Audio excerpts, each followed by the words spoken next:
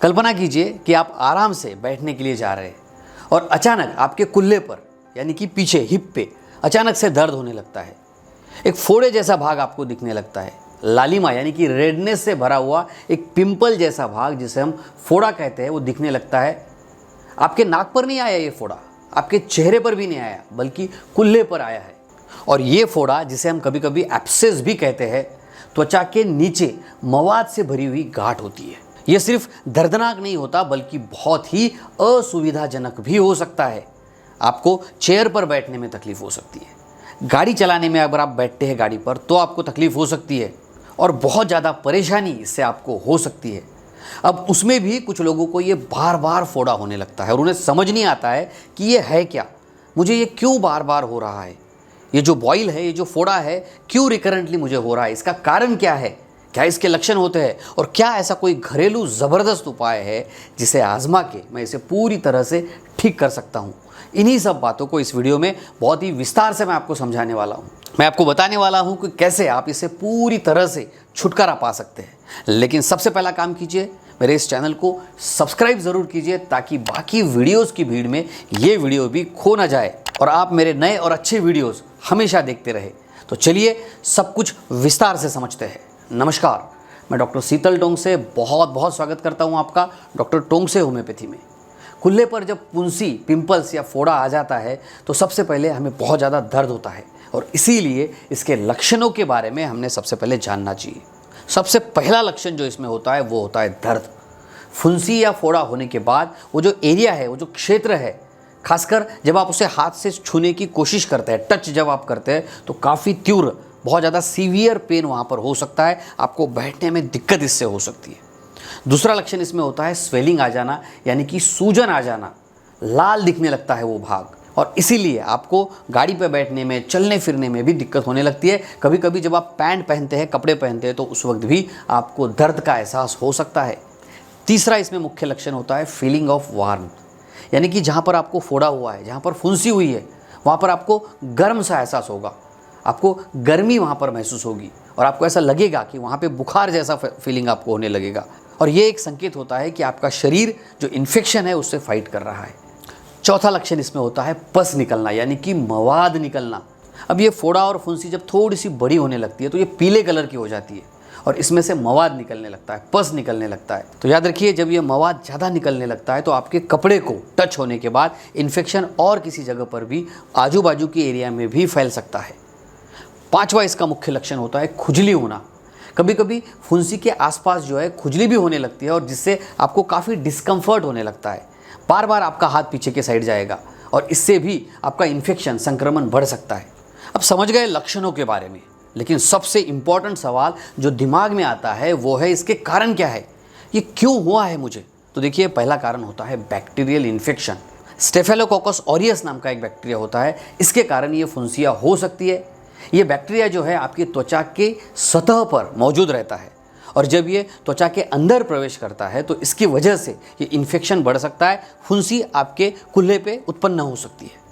दूसरा मुख्य कारण होता है इनग्रोन हेयर्स या फिर हेयर रूट इन्फेक्शन। कुल्ले पर जो बाल होते हैं, बाल का जो रूट होता है, उसके अंदर अगर इन्फेक्शन हो जाए या फिर बालों का त्वचा के अंदर बढ़ना फुंसी का कारण बन सकता है। और ये तब होता है जब बाल का जो रुख है गलत दिशा में होने लगता है और वो त्वचा के अंदर घुस सा जाता है और इसकी वजह से भी ये इन्फेक्शन आपको वहाँ पे हो जाता है, फुंसी के जैसा भाग आ जाता है, उसके अंदर इन्फेक्शन होने की वजह से स्वेलिंग आ जाती है। तीसरा मुख्य कारण जो इसमें होता है वो होता है एक्सेसिव स्वेटिंग। अगर आपको ज़्यादा पसीना आता है तो इससे भी, और साफ सफाई अच्छे से न होने की वजह से भी, जो रोम छिद्र होते हैं वो बंद हो जाते हैं और जिसकी वजह से फुंसी बन सकती है। पसीना त्वचा पर बैक्टीरिया को बढ़ा देता है और इससे आपको ये फुंसी जैसी समस्या उत्पन्न हो जाती है। चौथे कारण को भी समझ लीजिए और वो होता है हार्मोनल चेंजेस। जी हाँ, हार्मोनल असंतुलन भी फुंसी का एक प्रमुख कारण हो सकता है और ये विशेष रूप से यंग एज में, यानी कि किशोर अवस्था में, गर्भवती महिलाओं को और मासिक धर्म के दौरान भी महिलाओं में देखा जाता है। पांचवा इसका मुख्य कारण होता है सेंसिटिव स्किन। जी हाँ, अगर आपकी त्वचा बहुत ज़्यादा सेंसिटिव है, संवेदनशील है, तो ऐसा देखा गया है कि जिनकी त्वचा ज़्यादा संवेदनशील होती है, बैक्टीरिया और अन्य एलर्जी जो है बहुत जल्दी वो प्रतिक्रिया देने लगते हैं और फुंसियों की जो समस्या है ऐसे लोगों में बहुत जल्दी उत्पन्न होने लगती है। चलिए अब समझते हैं इसके घरेलू उपायों के बारे में। लेकिन घरेलू उपाय समझने के पहले आपने ये ज़रूर समझना चाहिए कि फुंसी या फोड़े का सही इलाज सही समय पर कराना बहुत ज़रूरी होता है, अदरवाइज़ काफ़ी कॉम्प्लिकेशंस भी हो सकते हैं। जैसे सेलुलाइटिस हो सकता है, यानी कि त्वचा की जो गहरी परत है उसके अंदर तक संक्रमण जा सकता है और जिसकी वजह से पूरी एरिया में रेडनेस आ सकता है। एब्सेस फॉर्म हो सकता है। अब यही फोड़ा बहुत डीप बन जाता है और अंदर एक बड़ा सैक बनने की वजह से वहाँ पर एब्सेस भी बन जाता है, बड़ा फोड़ा भी बन जाता है और ये रिपीटेडली रिकरेंटली आपको तकलीफ दे सकता है। तीसरा जो मुख्य कॉम्प्लिकेशन इससे हो सकता है उसे हम कहते हैं फिस्टुला इन एनो। अगर ये ऐसे ही फोड़ा कंटिन्यू रहा तो ये सैक अंदर तक जा सकती है और जिसकी वजह से फिस्टुला उत्पन्न हो सकता है। सेप्सिस हो सकता है, लिम्फेडिनाइटिस हो सकता है। इस तरह के कॉम्प्लिकेशंस अगर इसको सही समय पर ठीक नहीं किए जाए तो आपको हो सकते हैं और इसीलिए मैं आपको यहाँ पर सजेस्ट करूँगा कि आपने डॉक्टर को ज़रूर दिखाना चाहिए।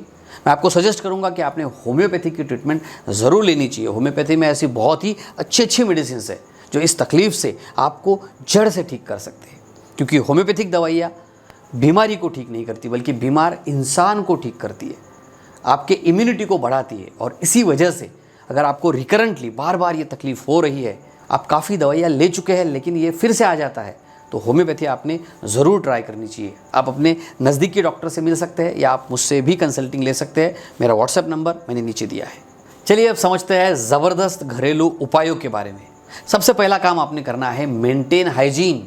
जी हाँ, नियमित रूप से स्नान करना है, क्लीन करना है और कपड़े से अच्छे से साफ सफाई उस एरिया की आपने रखनी है।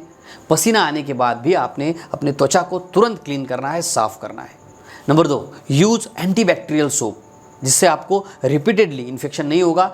उस जगह पर जो बैक्टीरियाज होते हैं वो भी क्लीन करने में इससे मदद मिलेगी।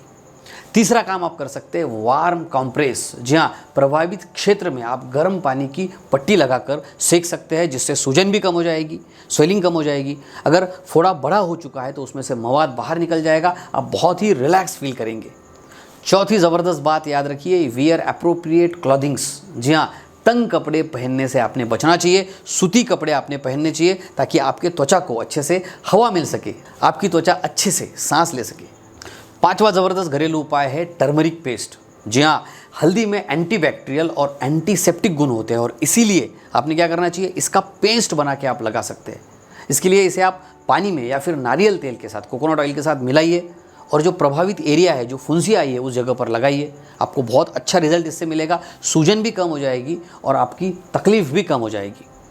6 नंबर का घरेलू उपाय है एलोवेरा जेल। जी हाँ, ये सूजन और दर्द दोनों को कम करने में आपके लिए हेल्पफुल साबित हो सकता है।